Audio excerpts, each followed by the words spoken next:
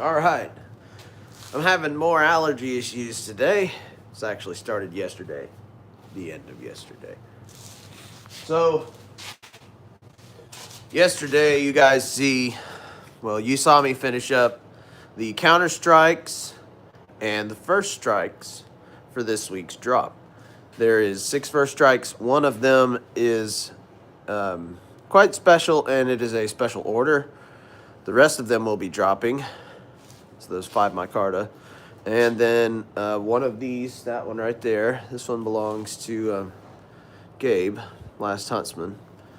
You'll see it on his channel before long. But I had to take this one apart, replace the screws with black screws, and then I blasted the scales to make them super rough. The rest of these are all Gen 2s, Corby screws, belt satin finish. This would be a Gen 3 with the removable screws. Anyway, we're going to sharpen all these up, but not before I do the sheaths. So I've spent all day doing my final cleanup on those knives and then getting all the sheaths done. Not quite done. I got them to the point where I can finish them now and show you guys that process, because I never actually do. It's a process that I don't enjoy. I don't like doing sheaths because it's messy. But I'm in this stage now, so I think I'll set the tripod over here so you guys can see the bandsaw, because that's where I'm gonna be. So we'll just get started. I've got all these sheaths molded and eyeleted. Now they all look like this. And the first strikes, the full-size first strikes, get a pancake sheath. This is what they look like. So we're going to cut out all the excess, cut out our rough shape, and then we'll take them over to that grinder right there. Finish the shape, switch grinders, do Scotch-Brite, and finish the sheaths. I'm going to get started. Here we go.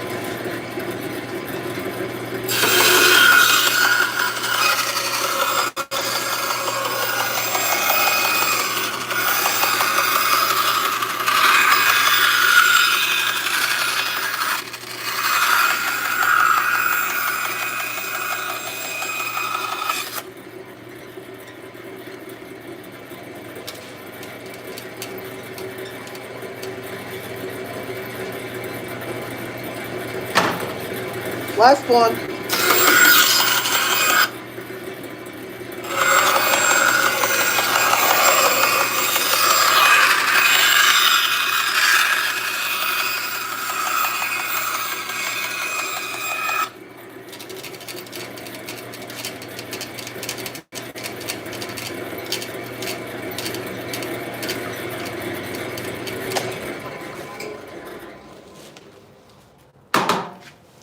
All right, let's go to the grinder.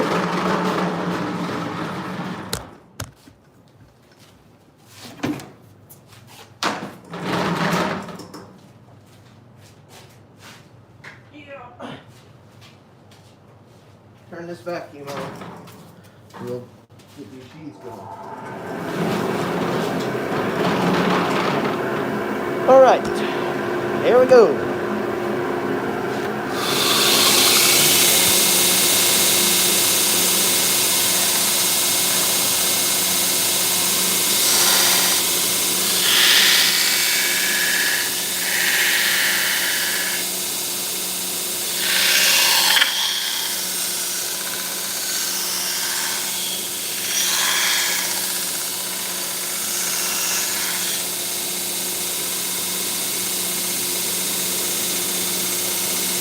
That's the shape.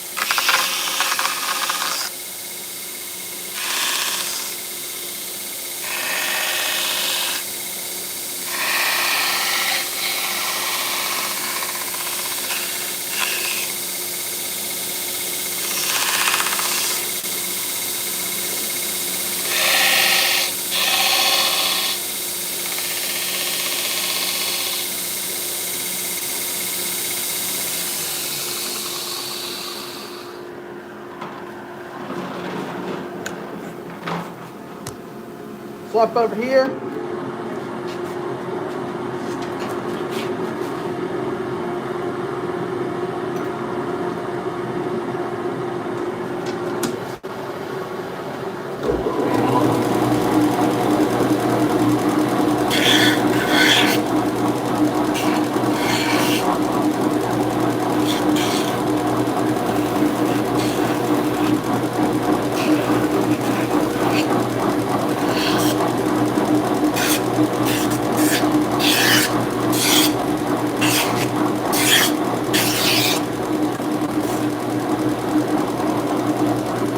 Done.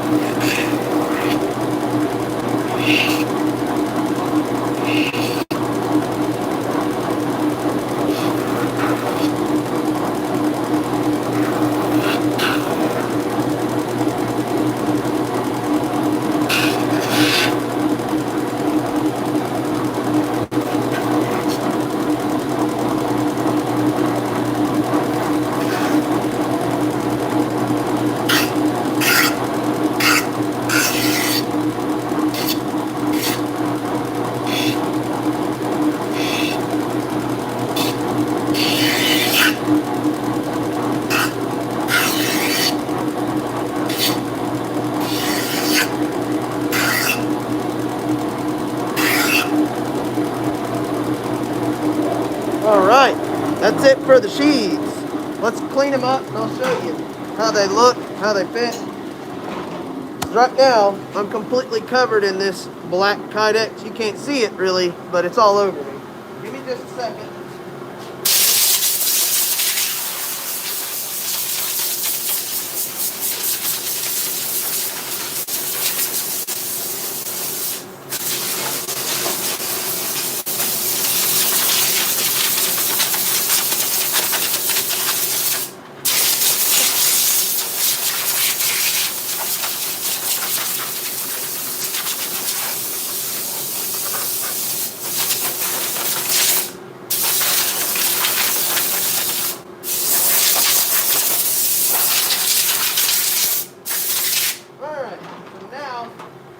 These are full of junk.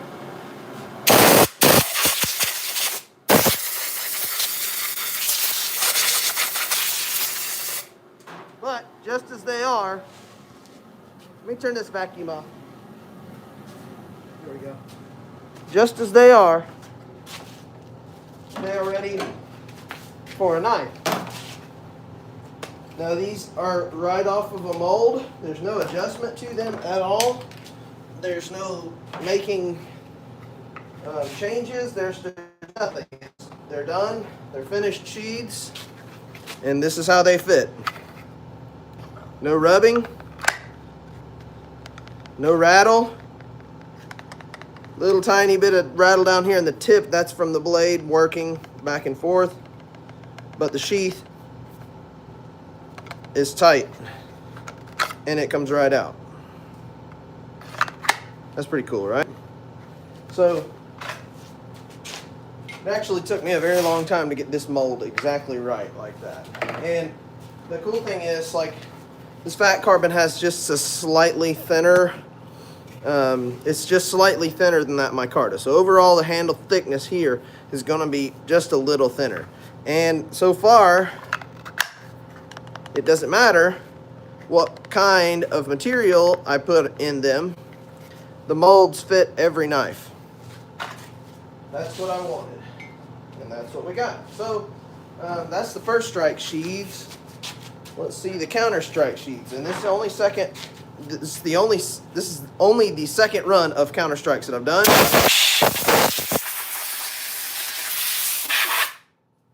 And I about got the sheath nailed perfect the first go round.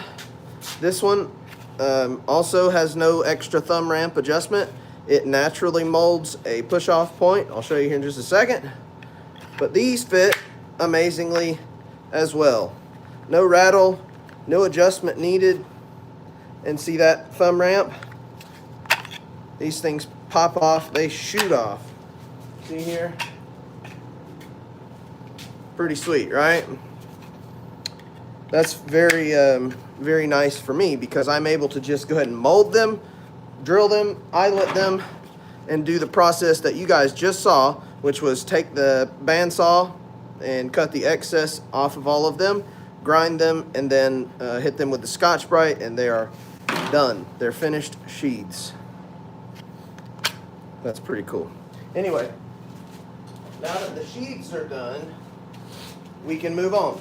Before we move on completely, I'm going to spray them all out. So it might get a little noisy. I'm going to put my ears on. This won't take long at all.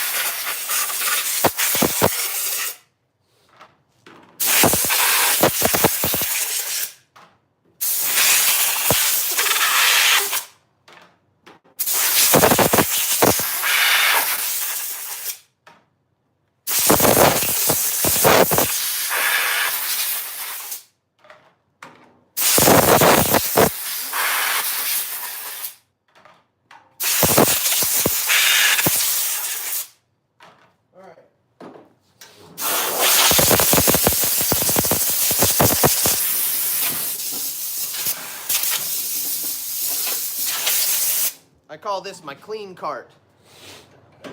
I keep this one in the sheath room in there, and I only use it for sheaths. So again, these don't have to go to the heat gun or anything. They're ready to go. I'll show you that one more time. I think it's pretty cool how they just fit and work. Random sheath, random knife. Click.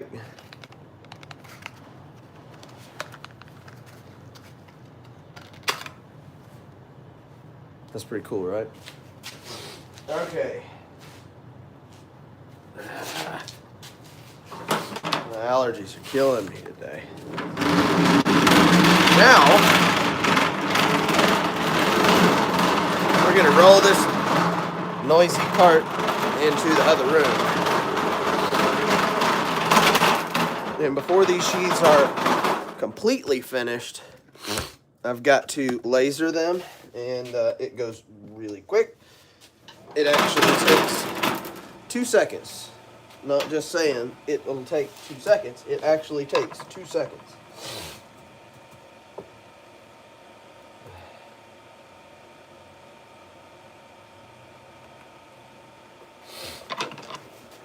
All right.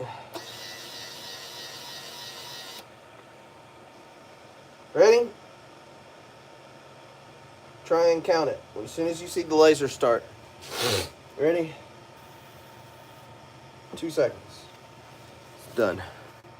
Now it says VGKC on the sheath right there. What's up, Steven?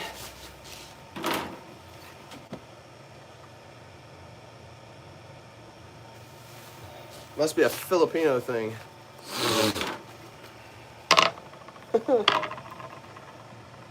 Bad allergies.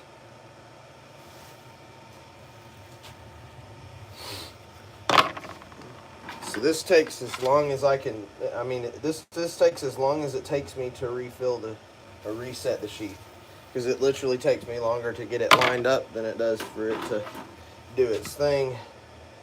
So this will go as fast as a human could feed it. Last big sheath. We got the small sheets.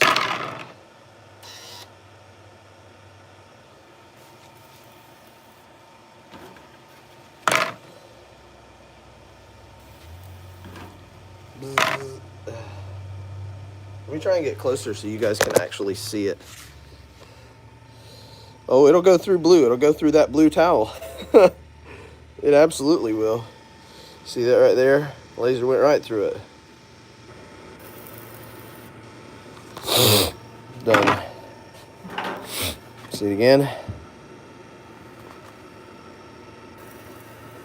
Done. Pretty cool, huh?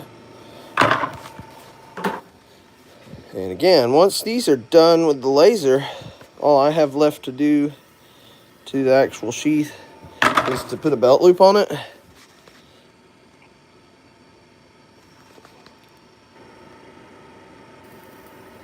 Bzz, bzz. It goes really fast. I'll show you guys the belt loops here in a second.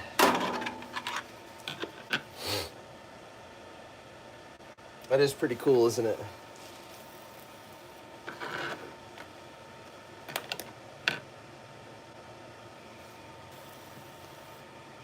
Still kind of see it down there. All right, that's all of them.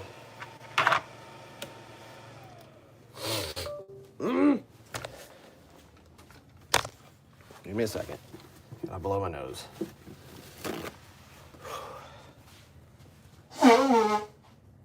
Story of my life. Okay. Now I'm done with this. I can get that back, and now all the sheaths come over here. The first strike sheaths actually have to get a nylon dropper backer, and it looks kind of like this, but this is micarta. This is 1/8 inch super duper heavy duty Kydex. Here in just a second I'll show you how I make one of those backers. So all that's left for these counter strike sheaths is to get a belt loop. No, not yet, Stephen. We're gonna do that here in just a minute. We're gonna go sharpen them and then etch. I spent a lot of time doing final cleanup and molding all these sheaths today, and I figured I'd just go ahead and go live and show the actual process of finishing out the sheaths. The actual process of molding them couldn't be any more boring, because there's a warm-up time for the piece, and then there's a cool down time for once it's in the mold. So it's extremely slow, so I'm always back and forth. So that's all there is to it. That is a finished sheath, and they come with the straps just like this. Now the straps can be moved around in different ways. That's these sheaths. These are small enough to get those straps. These guys right here need their own belt system. And the way I do that is with this flush cut mold and a piece of 1/8 inch Kydex. So I have a whole bunch of these sitting here, well, 6 of them, so I got 6 sheaths. And let's go to the drill press and see how these are done. So these right here will get the, I always do the slick side out. And I'm gonna set my template on here where there's space all the way around. There's Kydex on the outside all the way around. And then what I'll do is I'll come over here and drill the top holes. Drill one, I'm going to set my pin in there, drill the other, then I'll set my pin in there. Those top 2 holes are 7/32, and that is the size of the post, the Chicago posts that I use. Then I'll do 4 1/4 inch holes for eyelets. This is what the Chicago screws will go into to attach the sheath. What happened there? Everything just went dark. So it's got this one little wing off the back. I don't want to run that over a flush cut bit because the flush cut bit will kind of want to rip it out of my hands. So I just come over to the bandsaw and cut it off. Just like that. Now we go over to that router that I use for a lot of things. And this is what we do.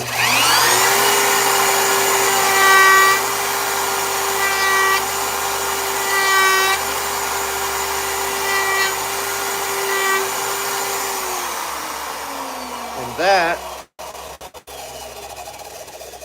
will flush cut. This is a flush cut bit that will flush cut this piece to the exact same as this template. And now I've got a very, very perfectly cleanly finished piece.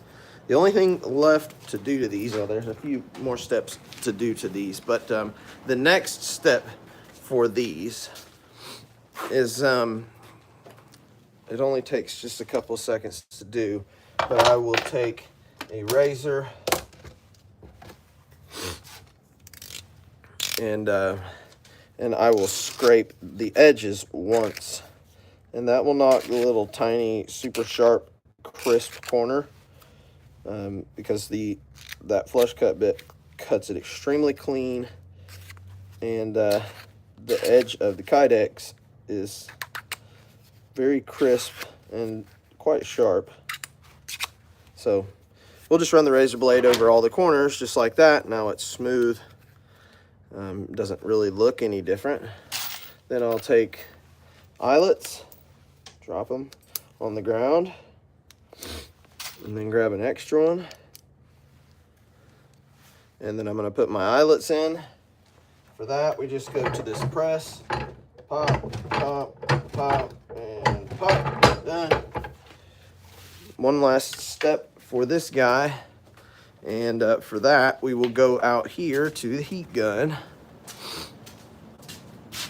And now I'm going to search for something that I'm not seeing on the table here. Oh, never mind, it's right in front of me. All right, I'm gonna take my duck bill on the heat gun because I only want to add heat between these eyelets and these holes.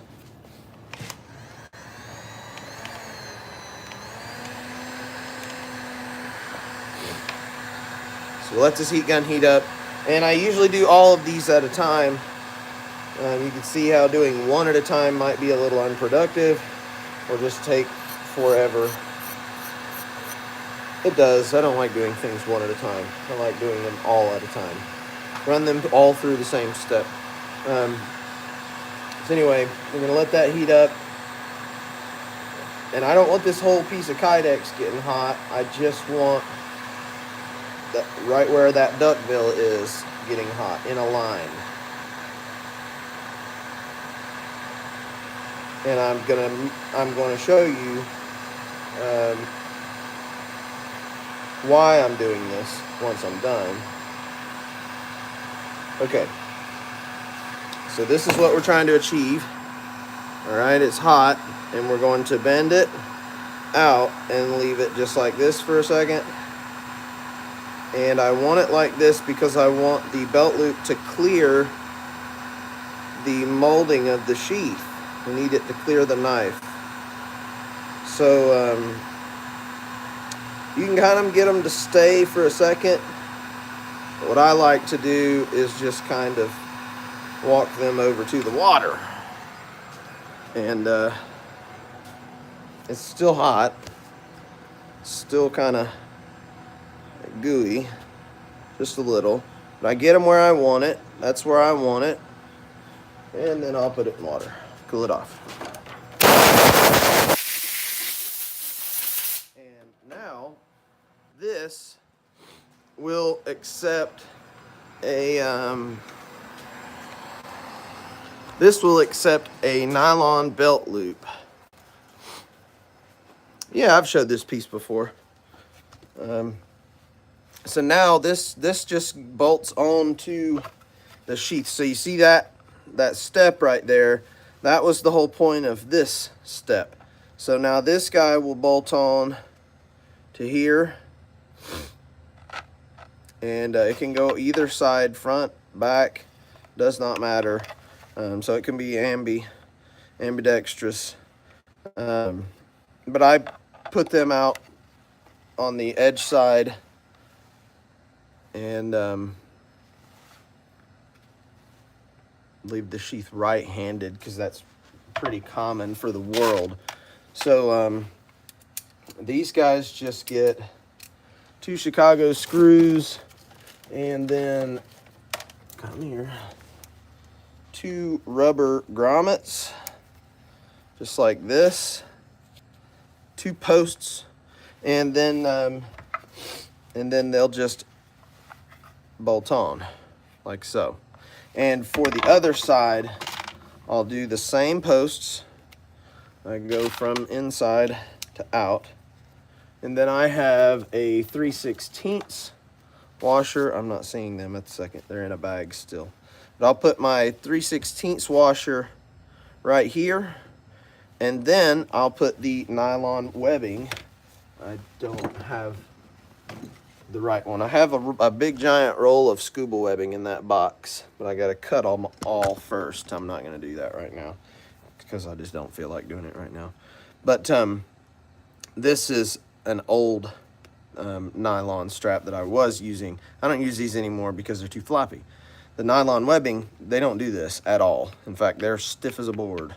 They're extremely stiff. So, but anyway, these I just melt some holes into, and then they bolt on to the carrier like this with 2 bolts. See right through there. So then you'll have a nylon strap for your belt loop, and they'll bolt onto the sheath just like that. That's what is left for those guys. And there I have the rest of those pieces. There's really not much to those. May as well just go ahead and go out there and drill and cut the rest of these. It'll only take a couple of minutes, and we're already in the middle of doing it. So here we go.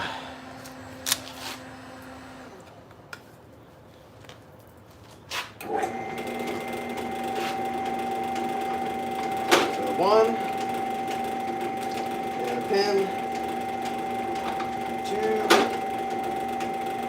and a pin, three, four, put the pin in there, just like that. So we come over here to the bandsaw. Cut it out. Then we go to the router.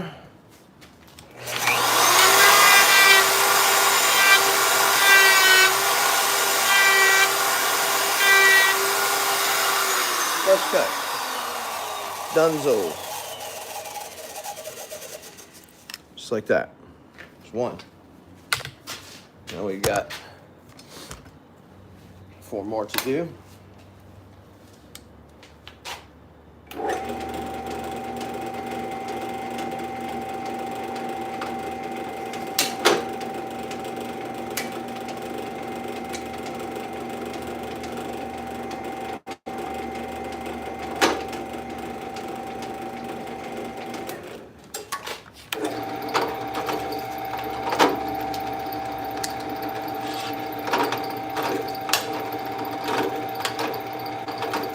See, this process goes pretty fast, doesn't it? Flip on over. That's why I usually don't show this kind of stuff, because I'm like back and forth between machines.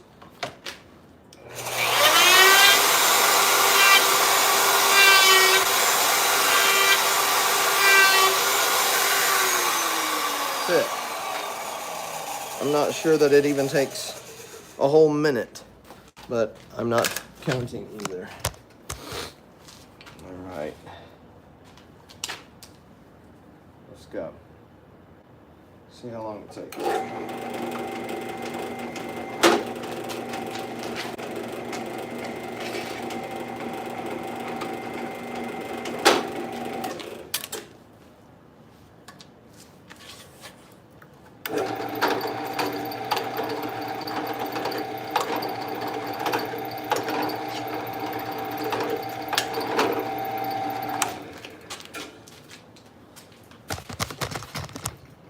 Thirty seconds.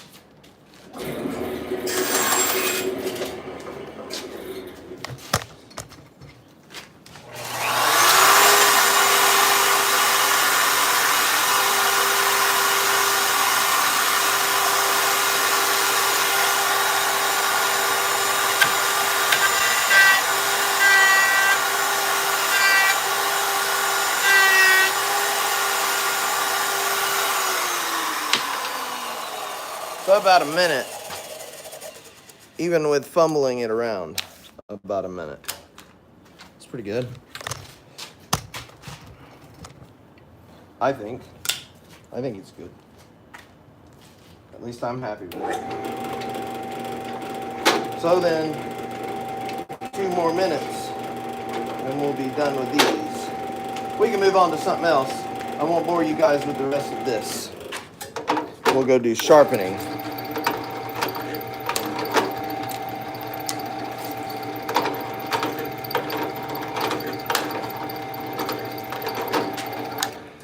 Whoop.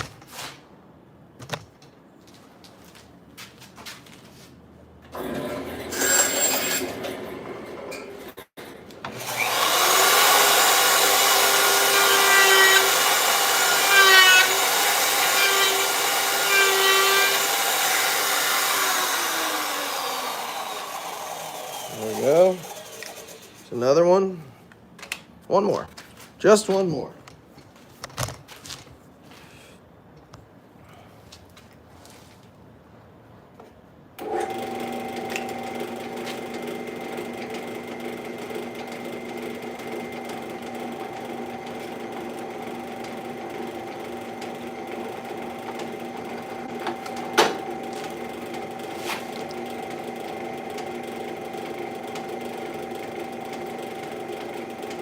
I'll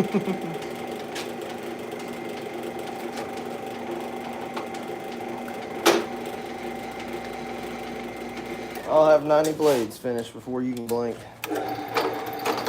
Before you can even get here. They're sitting on the table over there. All right, last one.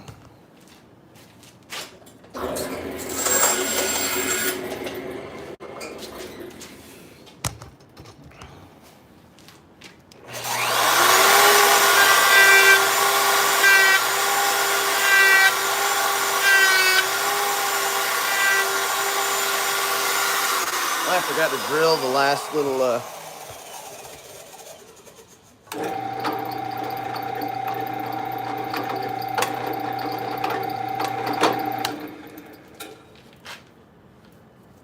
there we go. All right, these are all done now.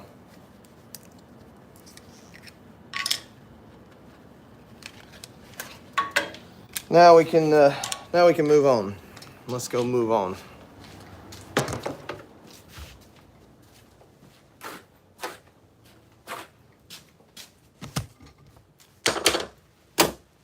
Dunzo.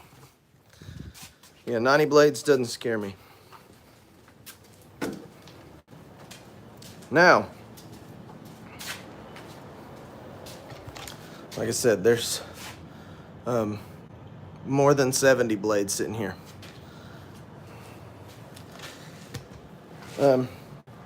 What's next? Let's do sharpening. Let's do sharpening. Get rid of that, dude. And, no, I don't need to get rid of that. I don't know why I was thinking surface grinder. Let me grab my sharpening rig. Get it set up. So this is a sharpening rig that I built, inspired by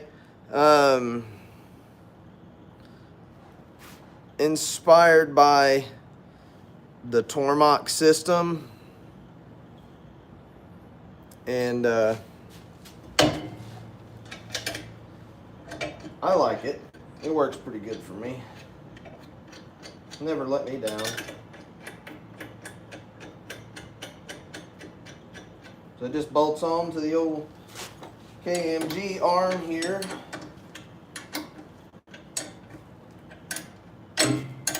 This wrench and these bolts are wore out. They just keep rounding off even more every time I use them. Oh well. Alright. Okay. 400.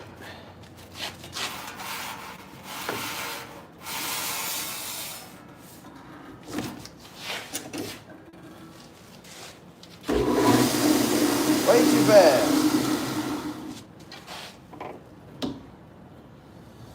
Slow her down all the way.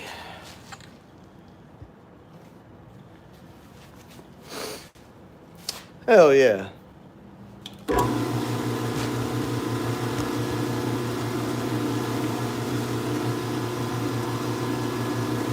All right.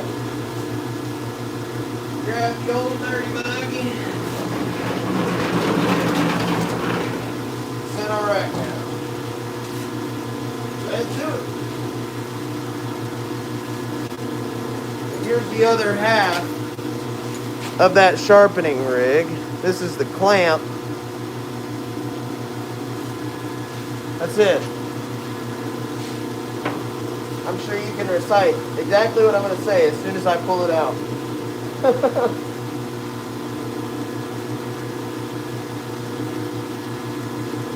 Now that I've thought about it, I don't want to do those 90 blades. I think I quit. Alright. Smack you on, dude.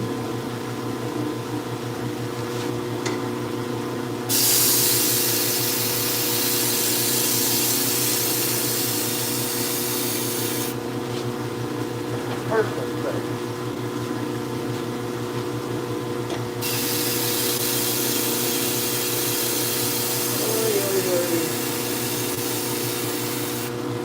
I didn't think I'd ever need one, a sharpening rig, but standing here doing like 20 blades, I start making mistakes because my shoulders start getting tired. Can't be doing that. There's nothing like getting through a really nice knife and then screwing it up when you go to sharpen it, right? So y'all know what I'm talking about?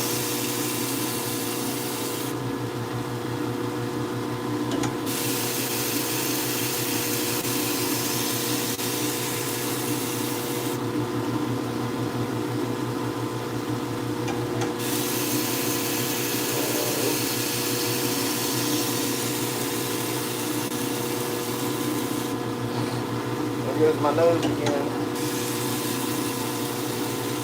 Getting tingly. About to have a sneeze fit. Alright. One more on this side.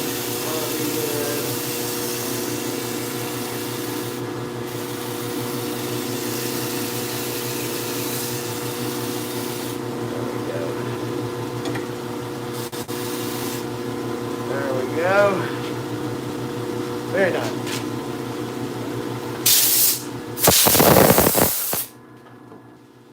Okay, so just so I don't lose you guys, I'll show you what we're going for, what kind of sharp we're going for. So there's our edge, 400 grit belt edge, convex edge, and we've got us a nice even burr. And now we'll strop that burr. Still haven't ordered buffing compound, so I'm still working with little nuggets. As long as they exist.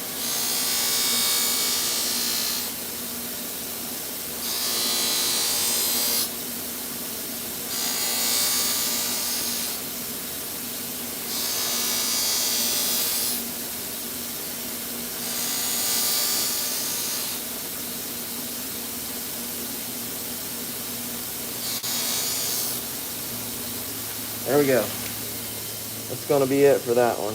I don't know what happened to my paper towels. They kind of turned in the holder there, and now I can't seem to pick one out. How's that for AEBL sharp? Plenty sharp.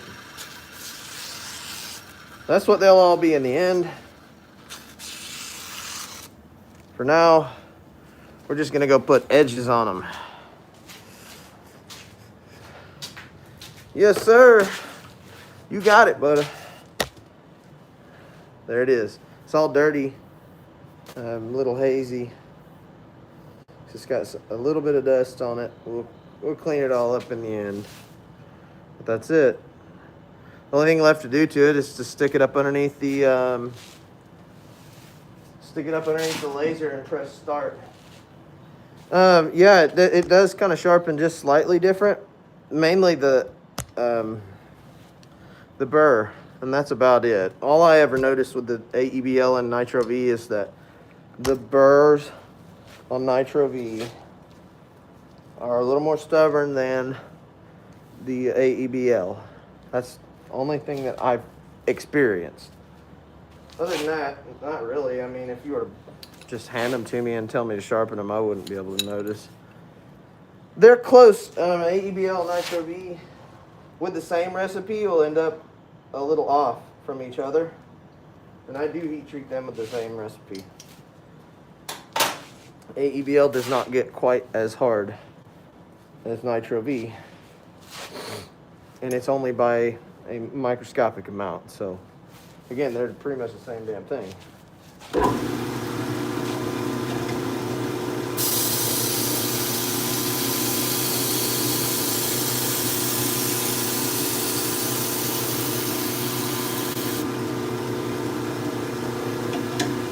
These things are cool, man. I love the way these counter strikes look. I did try and carry one, and it was a little big. Although am picky about what I carry anyway. But the missus has been carrying my Counter-Strike since the day I brought it home.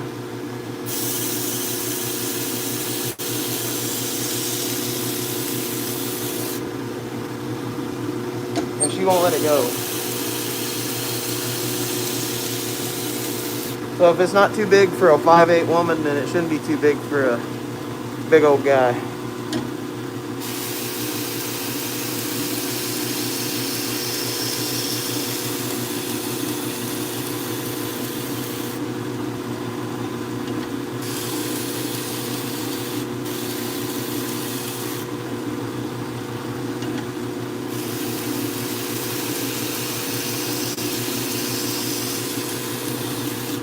Holy cow, I'm tired. This week's caught up.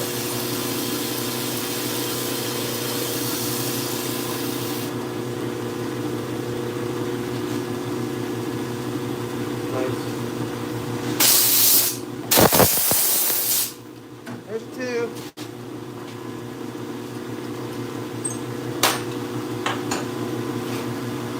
Those edges are so pretty.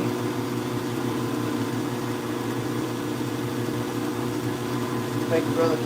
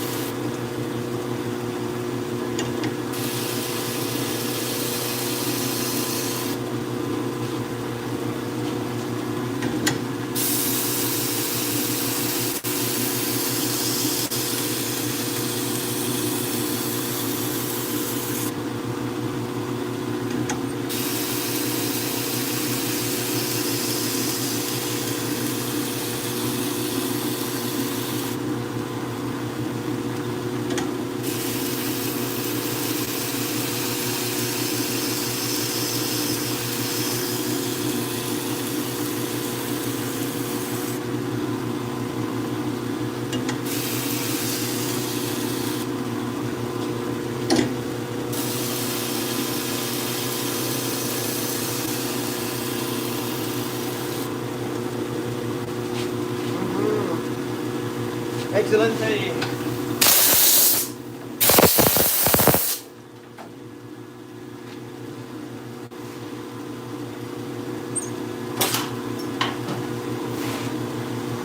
It's the other blue one.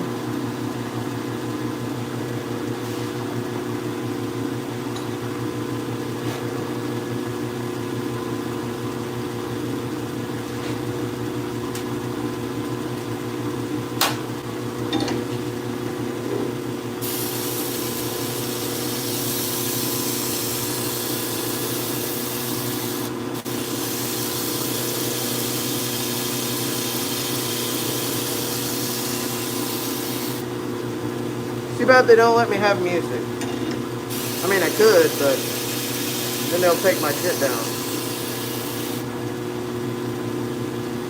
Could put some earbuds in. There's no friend for you guys. I feel like we should be able to have music. There's a disclaimer about copyright. Let us have damn music in here.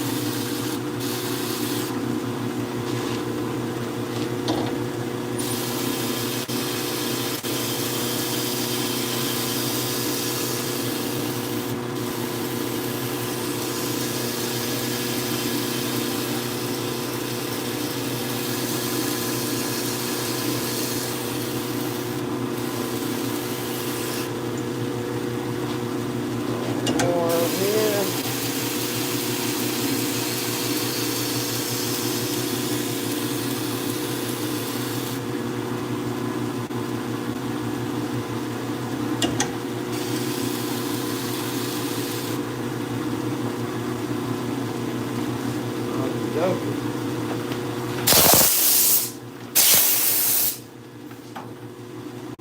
Man, these things look good with edges on there. Just change the whole knife. Always when you put the edge on it. Finally. Maybe it's the little microscopic sharpening tool that gets me. Because looking up underneath here, where it's nice and finished, and then seeing where it tapers together, gives me butterfly. I love it.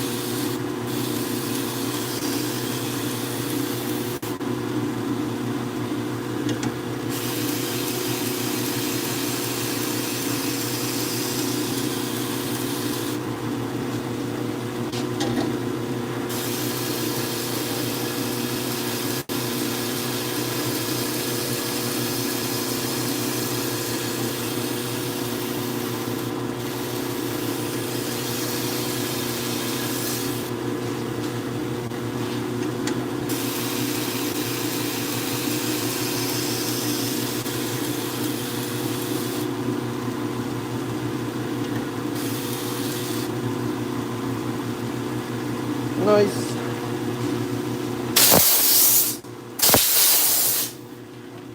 Ready to go.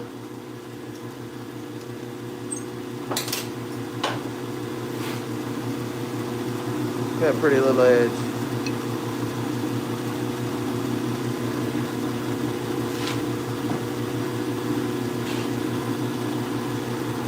Yes, Casio Forester. You saw it.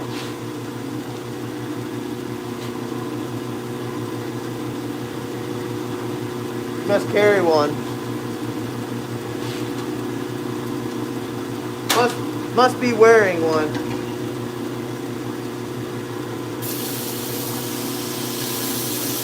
Or you're autistic like me and just point stuff like that out. I mean, no offense.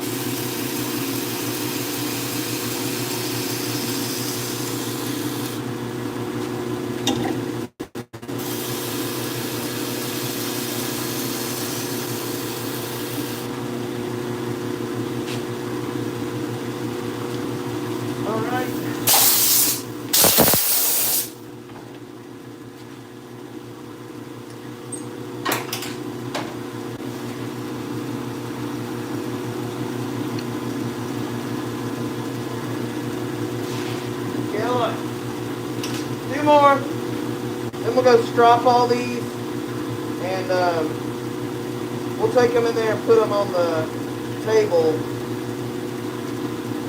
Come back and sharpen up the first stripe.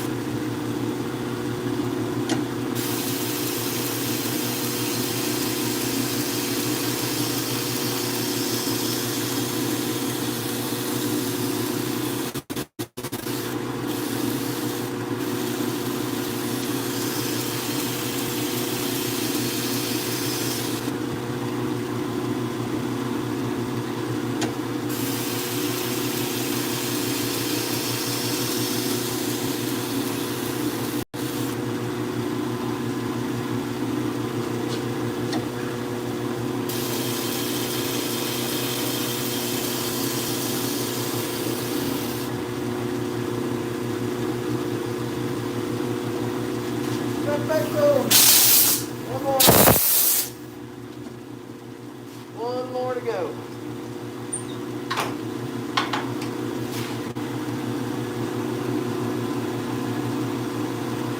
Beauty, beauty, beauty, beauty, beauty. Alright, last one. Last one. Then we'll do the first strikes. Now these are getting a 400 grit edge. The first strikes are going to get a 220 grit edge. I like the bigger knives to have a little bit more of a toothy edge.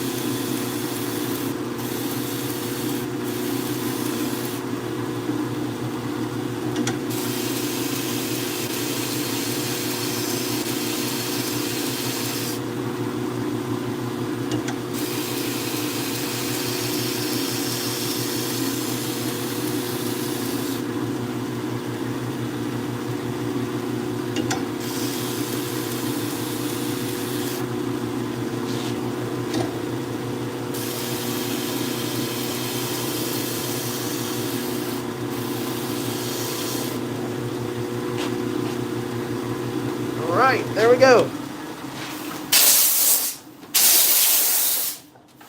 That's it for those guys.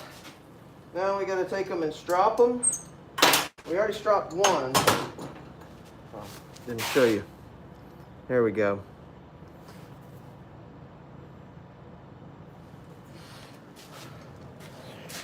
Okie dokie.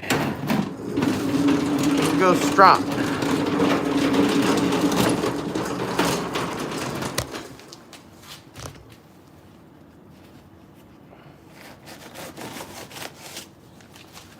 Come on, man. Come on, man. All right. We already got some compound on there from that last one, so just go ahead and roll on in. Cut up a bunch of paper towels.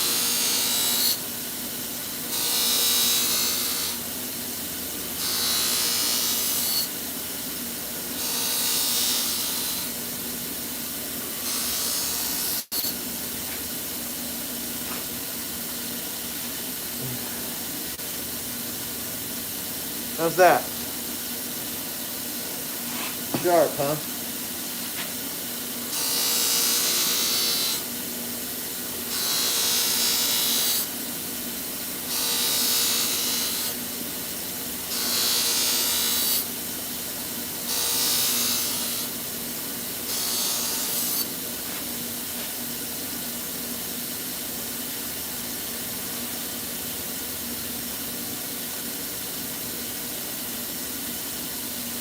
Yeehaw!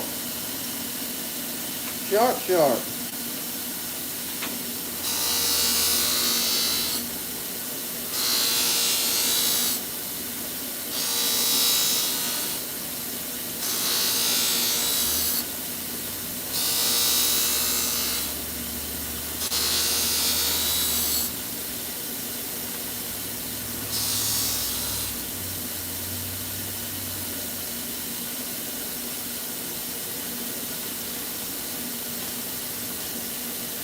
Blowing away from me.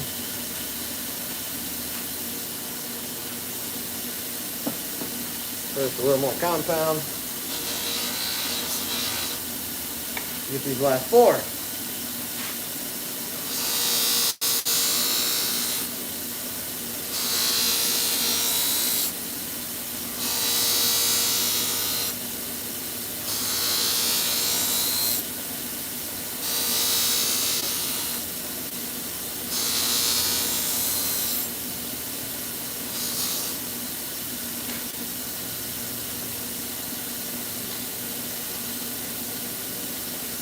Yeehaw! Sharp, sharp. Too sharp.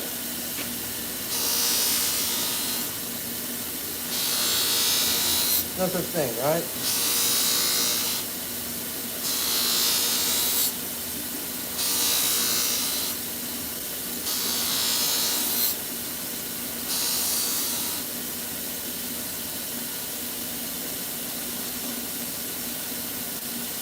There we go. Excellent.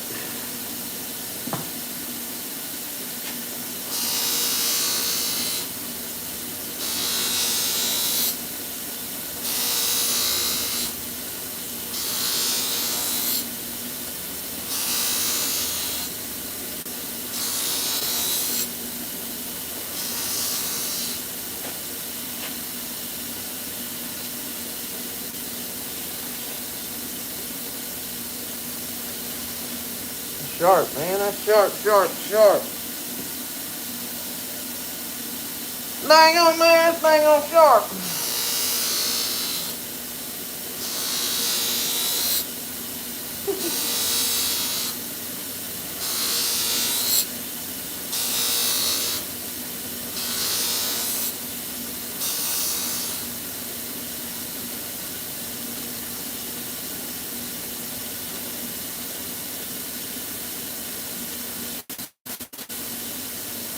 Yep, that's plenty.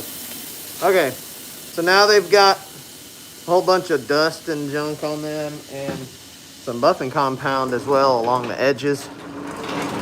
They will get their last WD-40 bath now. Give them one more WD-40 bath. Try and get some of that junk off of them. I'm going to stand them up so it can drip down to the edges and drip off. I want it to leave, go away.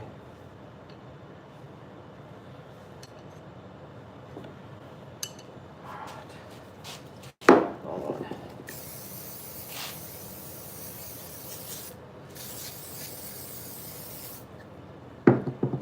Okay.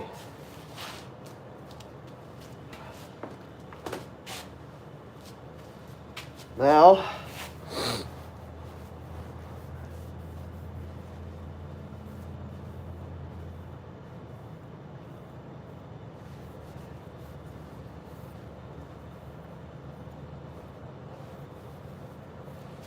we'll start putting these counters or first strikes into our rack. There's only 6 of them, but again, these edges are twice the length of everything else, so it's gonna take a minute.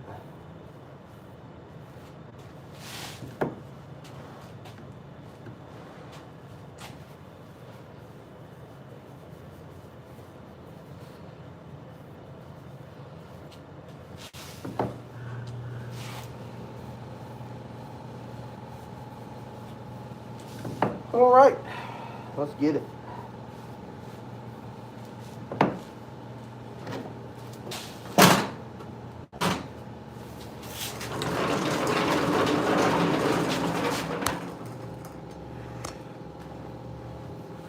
Thank you, Tim. Strap us a 220 grit belt on and start cutting.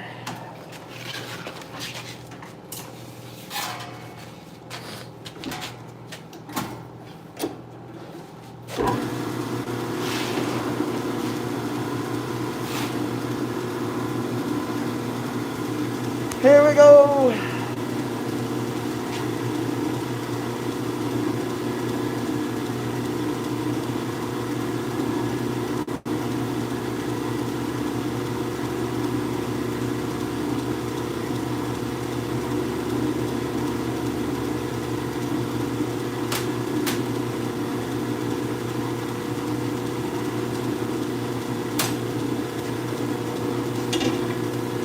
All right.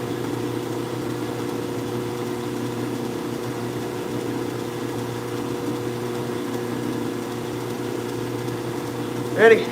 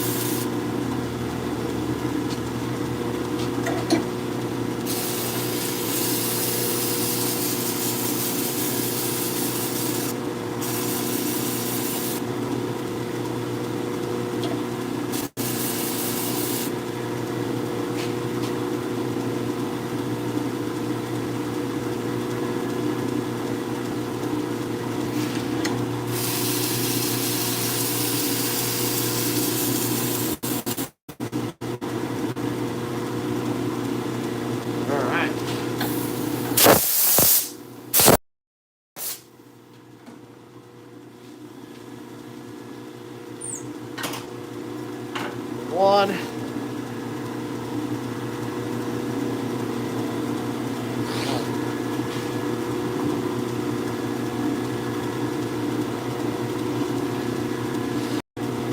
my God.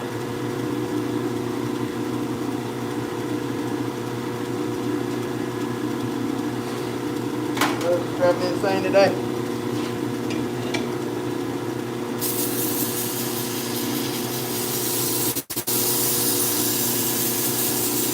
Here we go.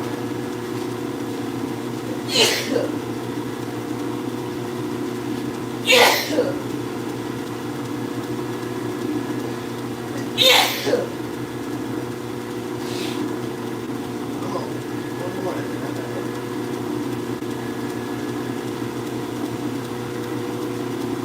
This kind of shit pisses me off.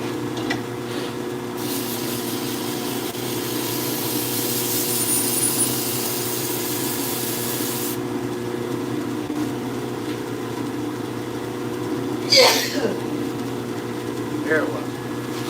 No? Another?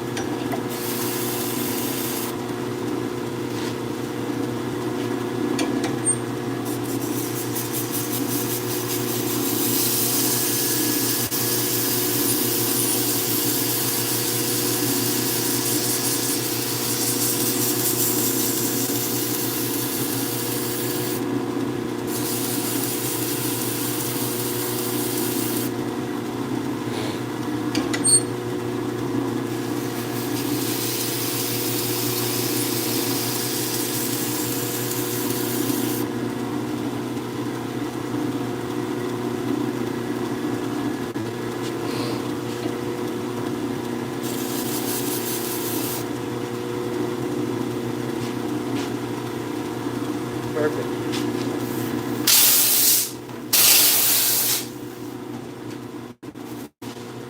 That's 2.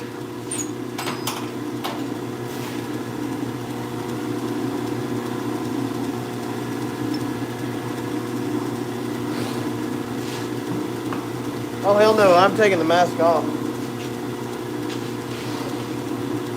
If I sneeze into my mask, I'm going to change my damn mask.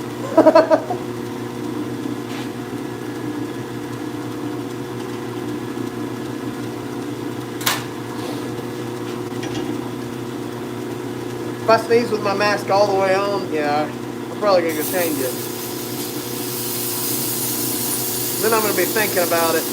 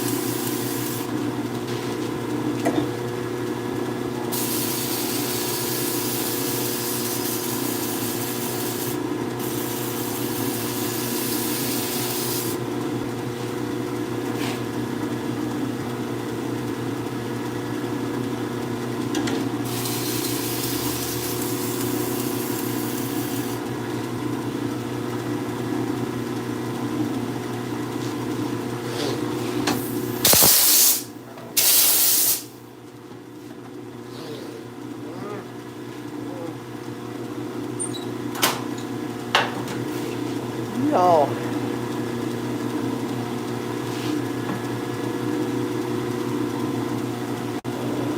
3 more and get rid of this mask.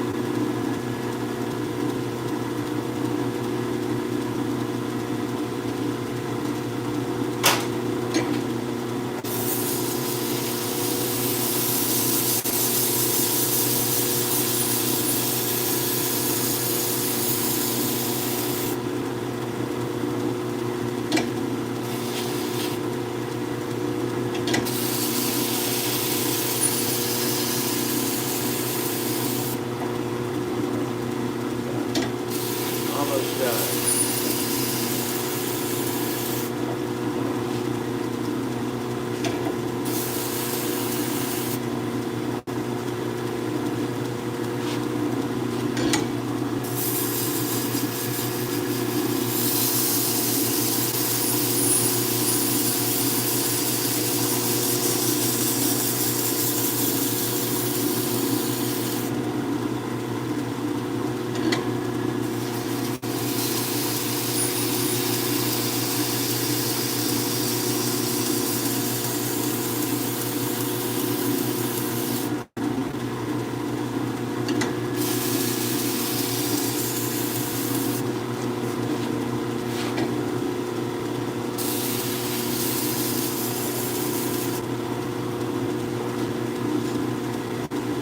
Cool.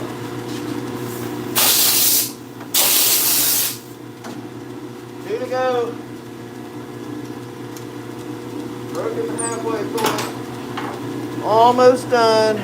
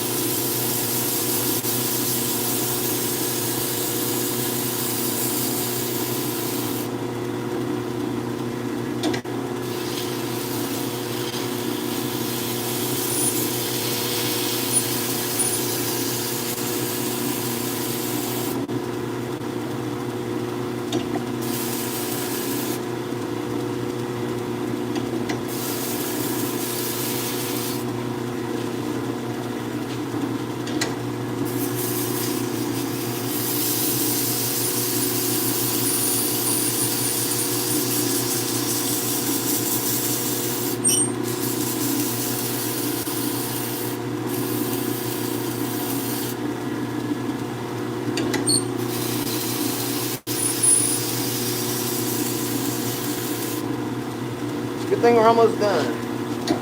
That squeaking is gonna drive me nuts. Next time I use this, I'm gonna have to grease it up.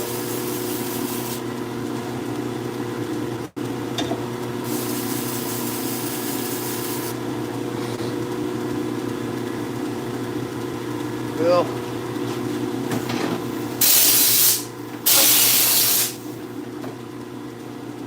Alright, one more element.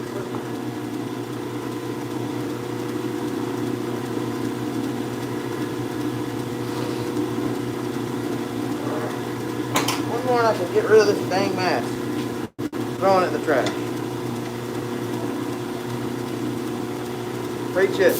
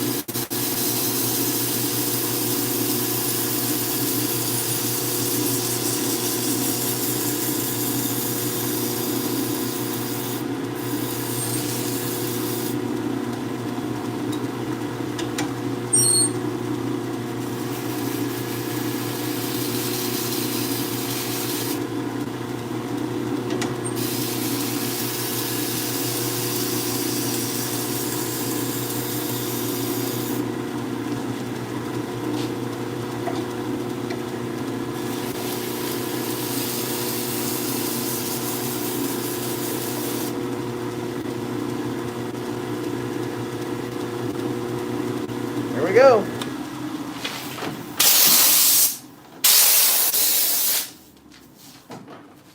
Now we'll go strop these, and then it's time to etch, laser etch, and we'll be finished with this run. The only thing that'll be left for me to do is to go finish those belt droppers with the nylon straps and everything, and then make the boxes and put them in the boxes. So we're pretty much done. It's pretty much over with.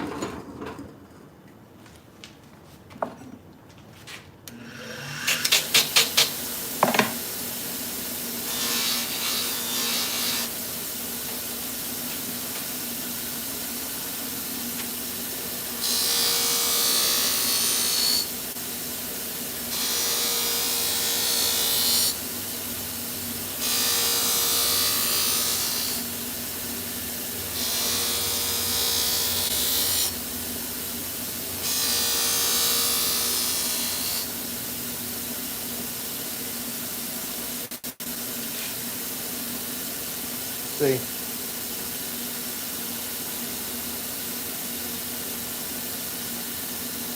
That's it. That's where I want it for that 220 edge.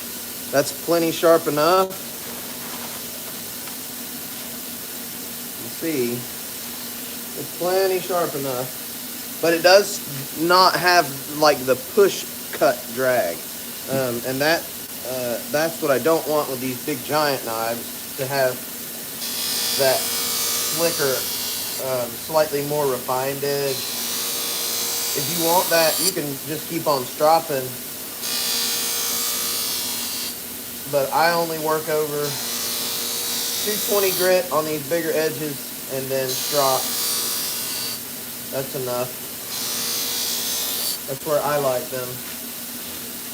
I want them to have a little slash factor to them, and they have a better slash factor to them when that needs a little more, when they've got that toothier edge.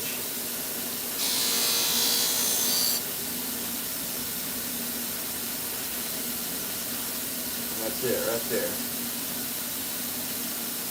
as far as I want them to go.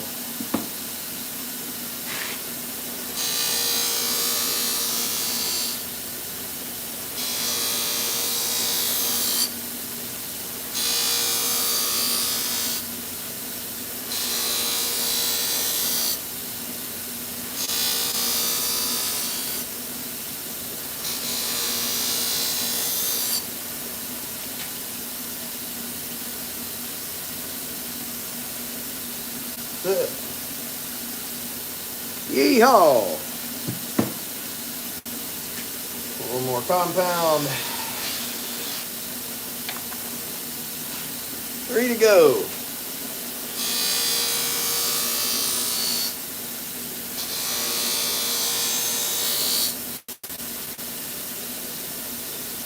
That one just shaved a little skin off of it.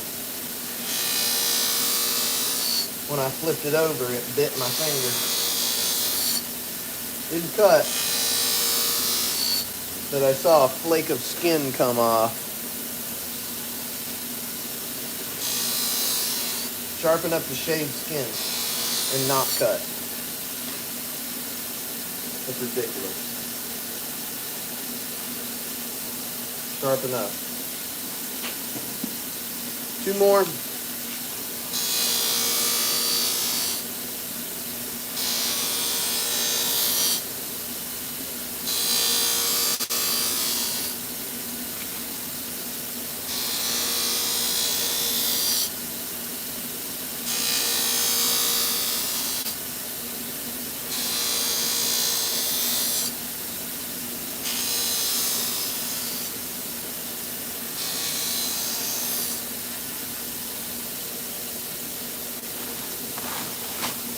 Come on.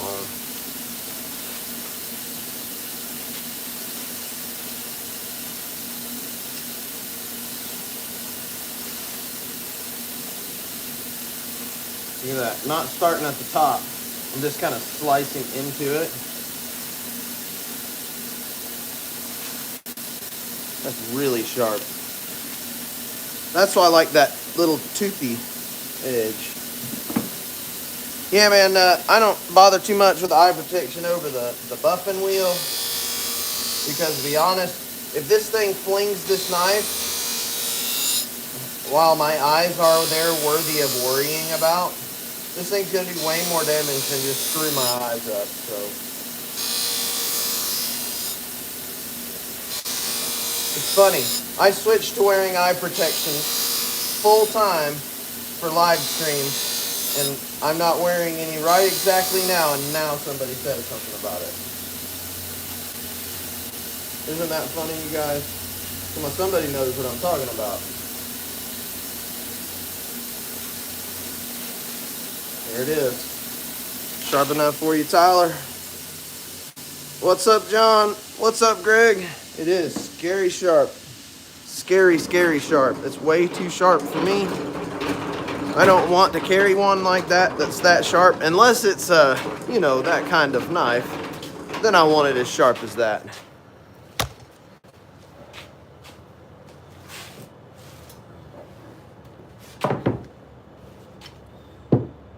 Alright, and I'm going to set them all up the same way I did with those counter strikes. Just going to set them up here and soak them in WD-40, try and drip off some of that dust and buff and compound and whatnot.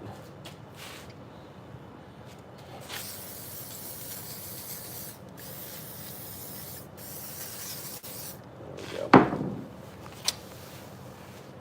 That kind of knife. Yeah, that's right. Say no more. You got it, brother. That kind of knife.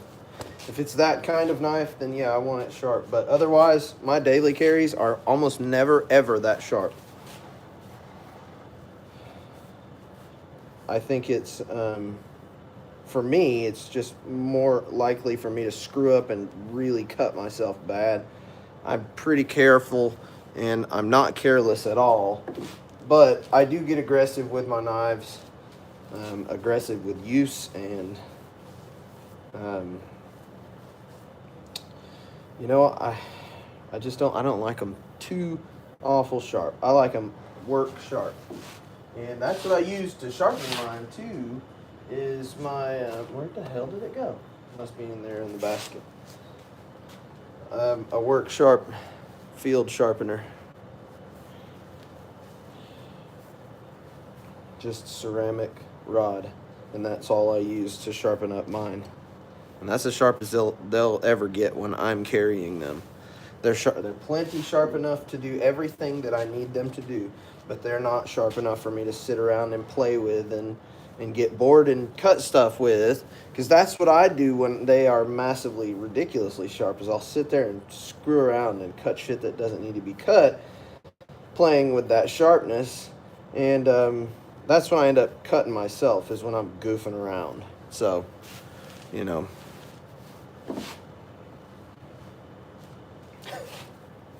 Acting like a child. We don't ever grow up. Our toys just get bigger, sharper.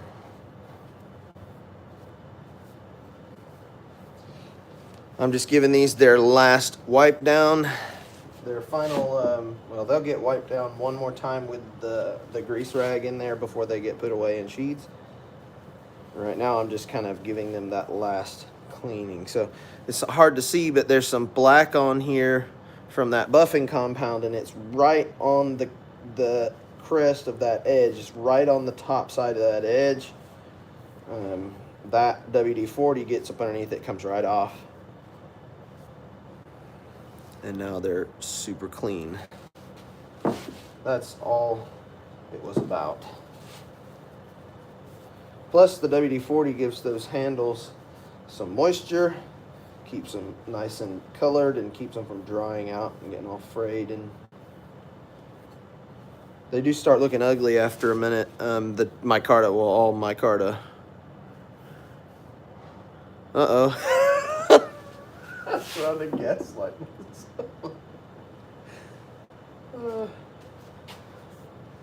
Yeah, I gaslighted myself enough with that.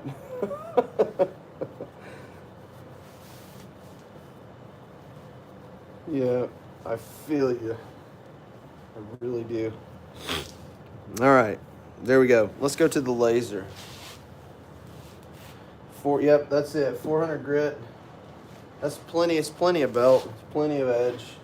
It doesn't ever need to be any farther than that. I mean, you can just keep on going and going and going, and it's going to get more sharp. But, I mean, to what extent does it need to go to really continue working? Because, I mean, you could spend hours on one edge to get it, like the Bodyguard, that scene where Kevin Costner drops that little silk scarf over that blade. That was it, Whitney Houston? Yeah, you can get one that sharp, but I mean, I don't see a point. I'm not gonna do it. All right, let's get started on these. So I'm going to set up my focus and run it. Here's what it looks like. There you go. Better pictures before you can sign up for dating apps. Well, you got to gaslight that damn salad down, don't you?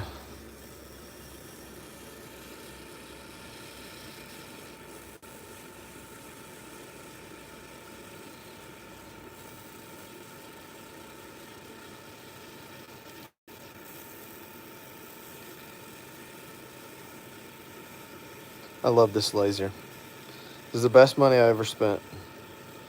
Seriously. I've never been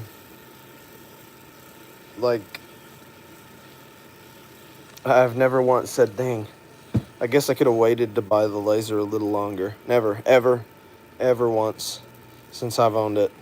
I think this is the best investment. If you're doing more than 10 knives a week, this is the best thing on planet Earth. I haven't counted how many, well, I shouldn't have to count, actually. Let's see. Let me go into my little settings thing here, and this will show, here we go. So it runs at a crosshatch pattern, so you can kind of see there. The bottom layer, it runs one direction. See, right there, it's running this way now, and it goes down and then turns and then goes back and then down and then turns and goes back, just exactly like this. But it does one angle first like that, and then here in just a second it's going to quit. It's going to end. This is on its last cycle. That's it right there.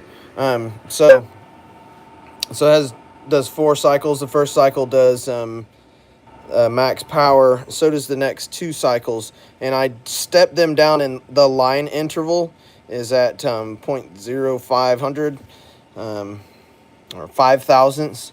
I actually step it down at the end to a 200.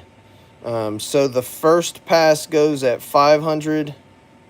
The second pass goes at 500. The third pass goes at 200, and then it blackens at 200. And each one gets slower, but it starts out with 3 passes, so it'll do 3 one way, and then 3. Well, you noticed it does the angle this way, and then it will do the angle this way. Or I have that backwards. Anyway, it does that. That's one pass, so it goes this way and then this way. See the crosshatch pattern? It goes both directions, and that's considered one pass. So it does that 3 times, and then it goes to the second pass. It does it 2 times, and then the third pass it does it once, and then the blackening pass it does it once. And the reason why it gets slower every time is because each time the line interval changes, and to get finer. And basically, the closer your line interval is, the finer the line interval, the cleaner the etch is going to be on the inside. So those little crosshatch patterns that I was showing you there, that's what it looks like down inside of there if you were to like take a magnifying glass and look at the actual logo. The finer you get your lines, or the tighter you get them together, the less you'll be able to actually see that. So in the end, that final pass, the line separation is 1,000th.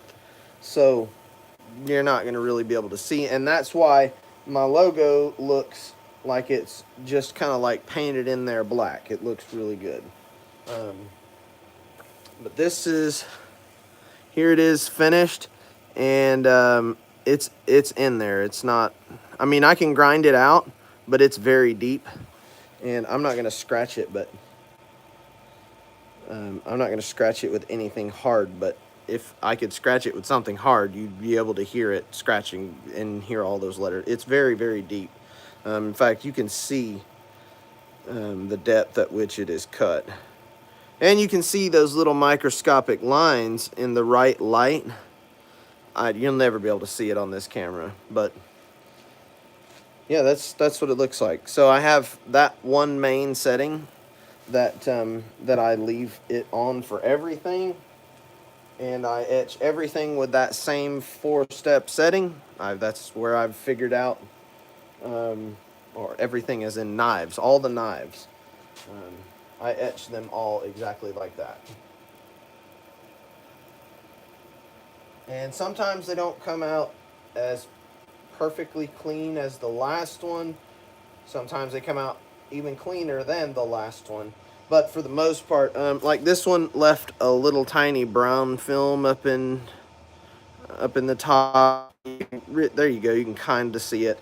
It doesn't stay there. It's just a little bit of junk, and I don't really know quite what to say what it is. But all I've got to do is wipe it, and it just comes back to clean again. So it's good to go. There you have it. That is pretty much all there is to it. These knives, once they've been etched, then they will end up going in one of the sheaths that we just made earlier, and done. That one fits nice and tight. So these sheaths kind of have that little natural push point, and the inside of the kydex will sometimes get a little sharp, so I'll just hit it with the lighter, and the lighter will soften those little edges up. And there we go. So from here, all we lack is a box, and why don't I just show you how that goes.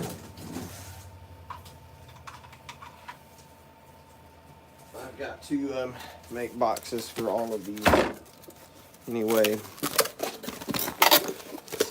So I happened to say what number the box was and where I got it from, and John sent me a bunch of boxes. Thank you, John. But this particular box that he sent is one that I have yet to try.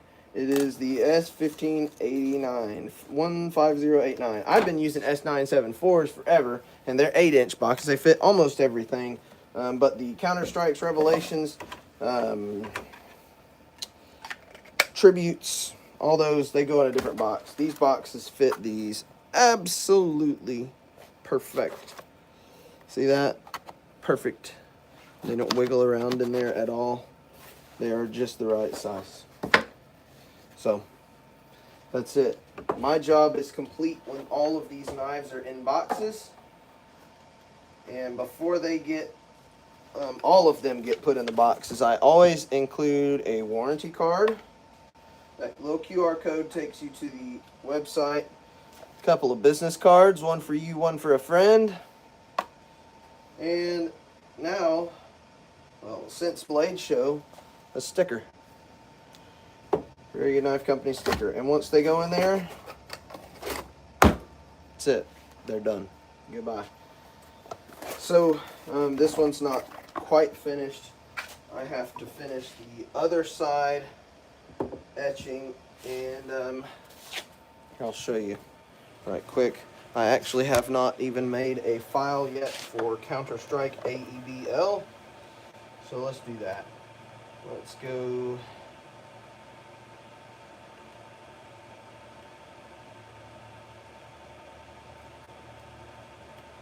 And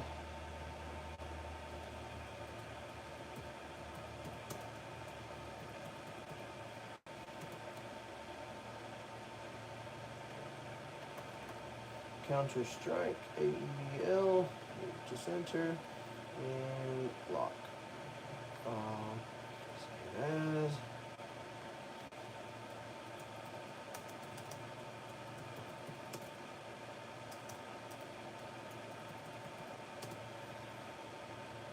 There we go. Let's do the other side.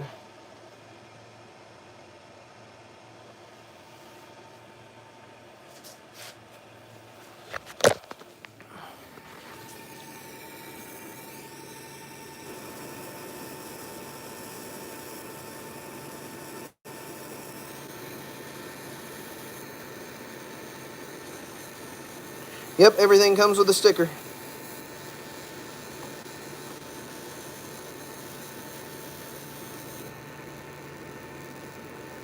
That's the final pass that it's doing now. It's going to go on that angle to the right, and then it's going to go again on the angle to the left, and then it'll be done.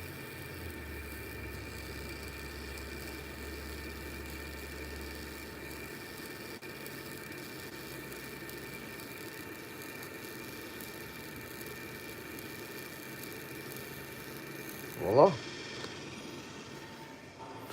Counter-Strike AEBL. That is one finished knife. This knife is done. It is sharp. It is etched. It is cleaned. Before it goes in its sheath for the final time, it'll get wiped with this rag right here, and this rag has got some wax on it. It's very thin, but it's spread out through the rag. Put the wax on it, and where did you go? There it is. In its box it goes. The next time you see this knife will be on Last Huntsman Outdoors YouTube channel. Just this one. Now you guys will see the rest of those tomorrow, because well, you may not see them tomorrow actually. I may do something different. I won't label Gabe's. I'm just gonna put his initials on that box, and that's it. I don't intend to open this box ever again. It's ready to go in the mail. What's up, Gabe? How's it going, brother? It's done. Just finished it up. So it's gonna go in the mail tomorrow. That's it. He probably been here for a while lurking. lurking. All right, guys.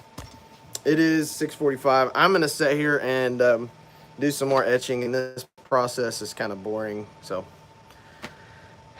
as not to bore you guys anymore, and I'm gonna go get me some water, and I'm gonna run in and go to the bathroom too. So I'm gonna go ahead and get this one finished up. Good to see you guys. Yep, you popped in just in time to see yours get boxed up and finished etched. It's the first one that says Counter-Strike AEBL. That's cool. Anyway, I'll see you guys on to the next one, which will be tomorrow as promised. Every day this week, I'm going to go live. And tomorrow I've got enough to do. I've got plenty of knives to do to keep us busy. But I might actually take tomorrow to do some kind of jumping ahead on a couple of orders. I've got some blades, and one of them belongs to that fellow that just commented right there, Greg Johnston, an adventure, an ADCR V2 that is eventually going to get some Cerakote. I did order gray Cerakote, and I did order, Zach, if you're around lurking too, Zach, I ordered some clear Cerakote, so I can give that a try. We're going to give that a try. Zach wanted to try clear Cerakote on a satin finish blade, so I'm not going to do like a full 400 grit satin. I'm going to do 120 finish. That way it's nice and clean still, but it's going to be rough enough that maybe the Cerakote will stick to it without sandblasting, because we won't want a sandblasting finish. Yeah, we're going to give it a try. I don't know how it's going to go, but that's what we're going to do. We're going to give it a try. So I've got some gray Cerakote coming for Greg's, and I'll do some more, a couple other little blades in that as well, just to kind of throw in the mix. And then I've got some clear Cerakote, and I don't remember whether or not I actually did order the green or not. Maybe just those two. Anyway, so yeah, we got enough stuff to do. Anyhow, I appreciate all you guys' support, no matter how big or small, and thanks for watching. See you next time. Have a good one.